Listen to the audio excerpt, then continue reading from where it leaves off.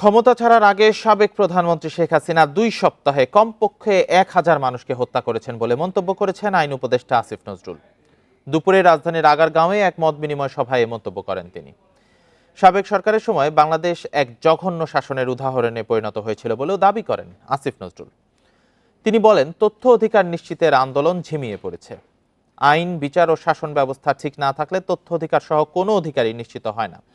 সভায় টিআইবির নির্বাহী পরিচালক ডক্টর ইফতেখারুজ্জামান বলেন, তথ্য অধিকার নিশ্চিতে সুপারিশ অনুযায়ী তথ্য অধিকার কমিশন পুনর্গঠন করতে হবে।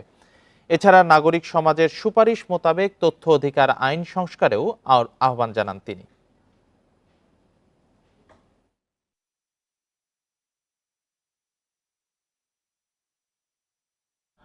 বহু মানুষের রক্তের বিনিময়ে দেশ স্বাধীন হয়েছে। বহু মানুষের রক্তের বিনিময়ে ছাত্র জনতার একটা ঐতিহাসিক বিপ্লবের মধ্যে দিয়ে আমি মাঝে মাঝে ইমোশনাল হয়ে যাই যে এটা সম্ভব। আমরা চিন্তা করতে পারি 2 সপ্তাহের মধ্যে 1000-এর বা তার চেয়ে বেশি মানুষকে মেরে ফেলছে একটা সরকার।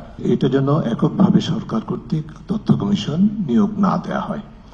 সরকার কিছু নাম প্রস্তাব করতে পারে এবং সেই নামের উপর ভিত্তি করে যারা তথ্য অধিকার আইনের অংশীজন তাদেরকে সম্পৃক্ত করে, তাদের মতামতের উপর ভিত্তি করে, তাদের কাছ থেকে ভ্যালিডেশনের উপর ভিত্তি করে তথ্য কমিশন গঠন করতে হবে।